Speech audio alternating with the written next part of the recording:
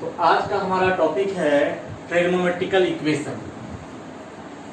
Equation involving one और more trigonometric ratio of unknown angle is called a trigonometrical equation. Trigonometrical ratio आप लोग जानते हैं, sin x cosx tan x वगैरह सब। तो ऐसा इक्वेशन जिसमें ट्रिग्नोमेट्रिकल रेशियो इन्वॉल्व हो, ट्रिग्नोमेट्रिक इक्वेशन होती है। जैसे 2 sin x plus root 3 equal to 0, sec square 2x equal to 1 minus tan 2x। ये हमारा एग्जांपल है ट्रिग्नोमेट्रिकल इक्वेशन का। सॉल्यूशन ऑफ ट्रिग्नोमेट्रिकल इक्वेशंस, इसका सॉल्यूशन क्या होता है? यहाँ पर हमने देखा है अननोन एंगल है x वगैरह। तो all possible value of unknown angle which satisfy the given equation are called solution of the given trigonometrical equation। अब है the solution of trigonometric equation for which, ऐसा सॉल्यूशन जिसमें एंगल थीटा जो है वह 0 and 0 से ग्रेटर बट लेस देन 2 पाई हो, are called principal solution। and the expression involving integer n क्या होना चाहिए? Integer, which gives all solution of a trigonometrical equation is called general solution। यानी बहुत सारे वैल्यू जो x की हो सकती है अननोन एंगल की, जो इक्वेशन को सेटिस्फाई करे, तो उसमें हमारा जो रिलेटेड आएगा टर्म वो है इंटीजर n। तो ऐसा सॉल्यूशन जिसमें इंटीजर n इन्वॉल्व हो n के रूप में, वो सॉल्यूशन यानी ऑल पॉसिबल जो सॉल्यूशन होती है वो हमारा जनरल सॉल्यूशन होती है। फर्स्ट है if sin x equal to 0, ये सब जनरल सॉल्यूशन है का एग्जांपल है। If sin x equal to 0 implies x equal to n pi होती है, n बिलोंग्स टू z होती है। सबका मैं प्रूफ बताऊंगा अगले आगे। If cos x equal to 0 तो x की value 2n plus 1 into pi by 2 होती है, n बिलोंग्स टू z यानी कोई इंटीजर हो सकती है। If tan x equal to 0 implies x equal to भी n पाई होती है, n belongs to z। If sin x, ये अननोन एंगल है, ये कोई फिक्स्ड एंगल है, अल्फा मान लेते हैं, तो ऑब्टेन्ड एंगल है। If sin x equal to sin alpha for some angle alpha के लिए, देन x इक्वल टू होगी, ये जो वैल्यू होगा n pi plus minus n pi plus minus 1 to the power n into alpha और n belongs to z। 5 है if cos x equal to cos alpha है for some angle alpha, तो x equal to 2n pi plus minus alpha and belongs to z होती है। If tan x equal to alpha, tan alpha और cot x equal to cot alpha, कोई दोनों में से कोई भी हो, then x equal to n pi plus alpha and belongs to z होती है। इसको हम लोग 1/10x करके चेक करेंगे, यही आ जाएगा। ऑल्सो रिमेंबर, इसके साथ यहाँ तक तो आपको एनसीईआरटी से जो हमारा सिलेबस है उससे आ जाएगा। कुछ ये भी बात ध्यान रखना है, remember the value of x satisfy any of the equations. एक साथ ये इक्वेशन को भी sin square x equal to sin square alpha या cos square x cos square alpha and tan square x equal to tan square alpha, ये सब को satisfy करेगा। उस समय में x की value n pi plus minus alpha होगी।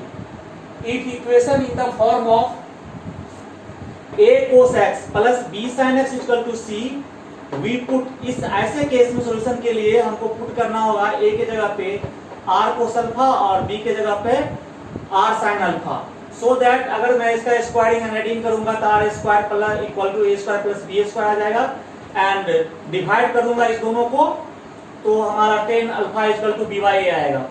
Then a cos x plus b sin x equal to c जो चेंज होकर के आएगा वह मेरा होगा r कॉमन ले लेंगे तो r cos alpha cos x cos alpha plus sin x sin alpha equal to c।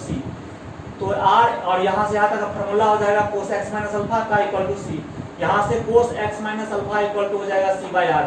ये जो हमारा इक्वेशन है यहाँ पे, this which gives solution of the equation, इसको हम लोग सॉल्व करेंगे, हमारा इक्वेशन का सॉल्यूशन आ जाएगी।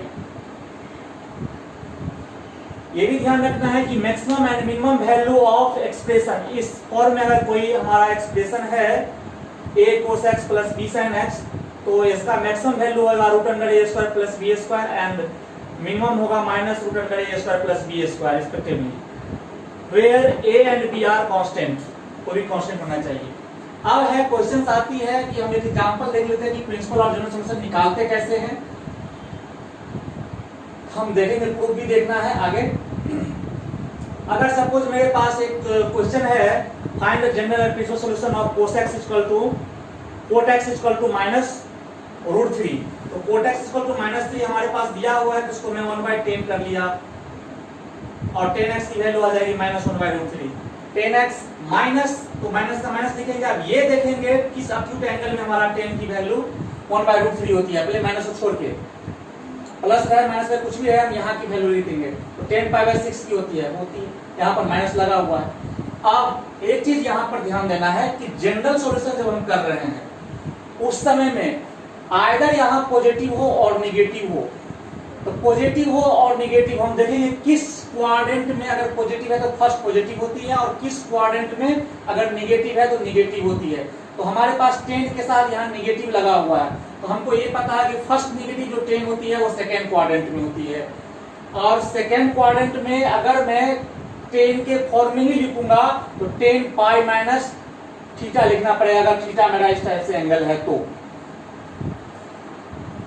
तो मैंने क्या किया, यहाँ पर लिख दिया है 10α is first negative in second quadrant है, इसीलिए मैंने ये लिखा। पॉजिटिव है तो फर्स्ट पॉजिटिव वाला बात यहाँ लिखते।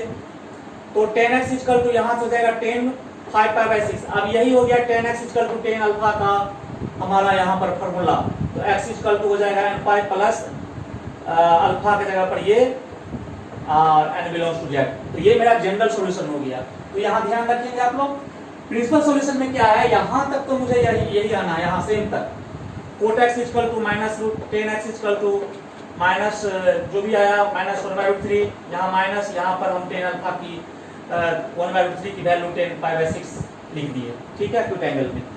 और फिर मुझे पार्टिकुलर सॉल्यूशन में अगर आप ध्यान देंगे तो 0 से लेकर 2π के बीच जो हमारा होता है 1 रोटेशन कंप्लीट होती है एंटीक्लॉकवाइज में, और ऐसे केस में हमारा जो रिजल्ट आता है वह सॉल्यूशन जो आती है वह एग्जैक्टली उसकी 2 वैल्यू आती है।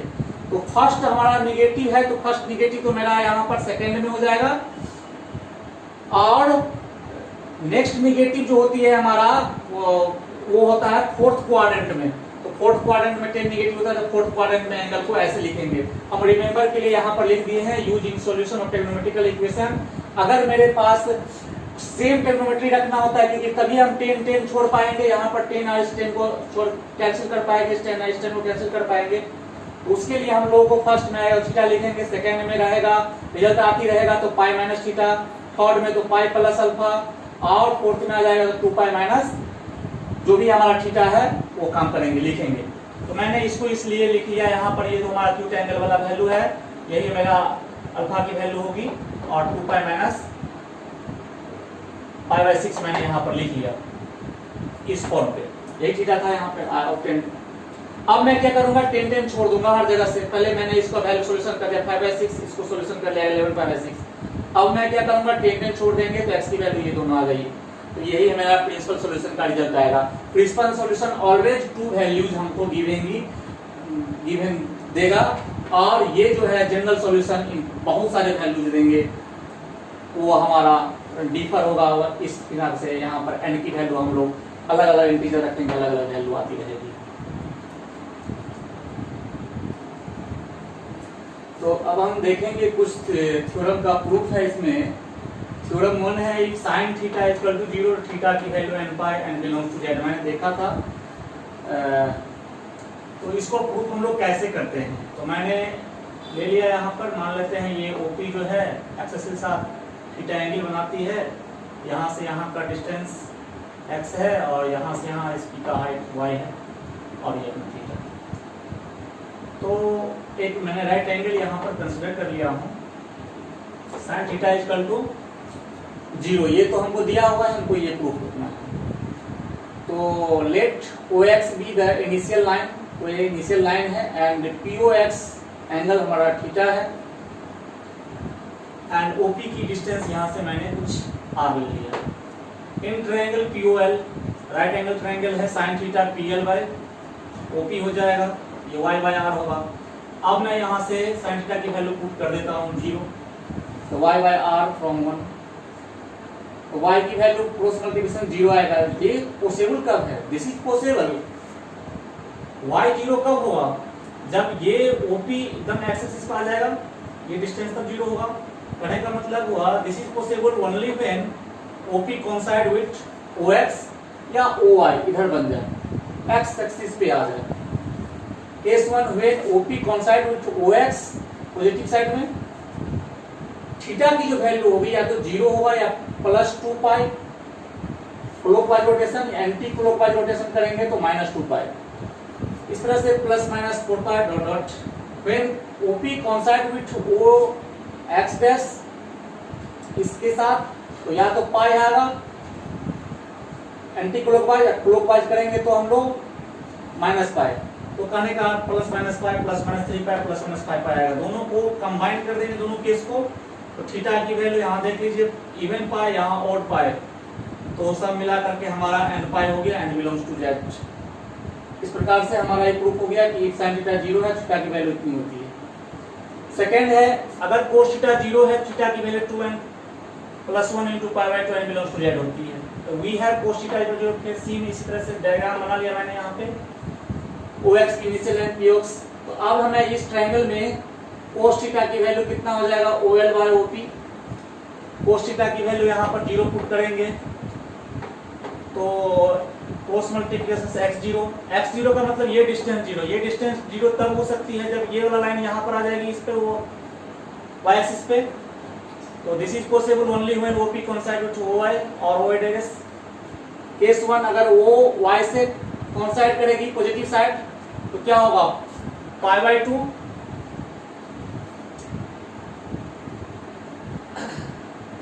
या 5π/2 या 9π/2। इस तरह से अगर मैं एंटी क्लॉकवाइज में जाता हूं तो ठीक, अगर मैं क्लॉकवाइज में जाता हूं तो निगेटिव साइन आएगा, -3π/2 -7π/2 ऐसे आ जाएगा। फिर अगर when OP coincide with OY dash इससे करेगा, तो अगर मेरा ये क्लॉकवाइज आ रहा हूं तो कितना हो जाएगा, -π/2 -5π/2, सेकेंड रोटेशन में, थर्ड में -9π/2। अगर मैं क्लॉकवाइज लेता हूं तो यहाँ पर 3π/2 आएगा, फिर 7π/2 आएगा, इस ढंग से। तो कंबाइनिंग वन, दोनों केसों कंबाइन करेंगे तो हमारा क्या है, यहाँ पे सेम चीज आ रहा है, ± 2n पाई +1 × π/2 हमारा आ रहा है। सब जगह पर, हर जगह पे π/2 इंटू में है, और जो भी है 1 5 9 3 7 वगैरह सब है ओड नंबर, तो इसको हम लिखते हैं 2n + 1 × π/2 n belongs to z। Third है, if sin x = sin alpha, तो x की value n pi plus -1 / n alpha n belongs to z। ये हमको गिवन है, इसको मैं ऐसे ले लिया, sin x - sin y का फार्मूला लगा दिया मैंने, तो यहाँ से फार्मूला आ गया ये। अब ये दोनों का प्रोडक्ट 0 है, तो 0 ऐसे ही हो जाएगा। इफ ये 0 होगा तो cos x = 0 = फार्मूला लगाएंगे, तो इतना इक्वल होता है 2n + 1 × π/2। अब ये देखें, 2 से क्रॉस गुना कर देंगे हम लोग, तो हमारा ये 2 जो है कैंसिल हो जाएगा, 2n + 1 × π n belongs to z। Alpha को इधर कर देंगे, माइनस हो जाएगा। फिर अगर ये पार्ट 0, तो ये इक्वल टू कितना हो जाएगा, n पाई, फिर मैं 2n पाई, ये हो गया क्रॉस गुना से, और अल्फा को इधर लेंगे प्लस। अब यहाँ ध्यान देंगे हम लोग, ये है मेरा इवन और ये है ओड, पाई तो यहाँ पर भी है, पाई तो यहाँ पर भी है। लेकिन यहाँ पर एक चीज और देख रहे हैं, अगर ये ओड है तो निगेटिव साइन है, अगर ये इवन है तो यहाँ पॉजिटिव साइन है। तो इसी चीज को मैंने इस दोनों को कंबाइन किया, तो x = आप देखिए इवन और ओड दोनों कंबाइन होकर के बन जाएगा जनरल n, इंटीजर बन जाएगा, ऑल इंटीजर्स हो जाएगी।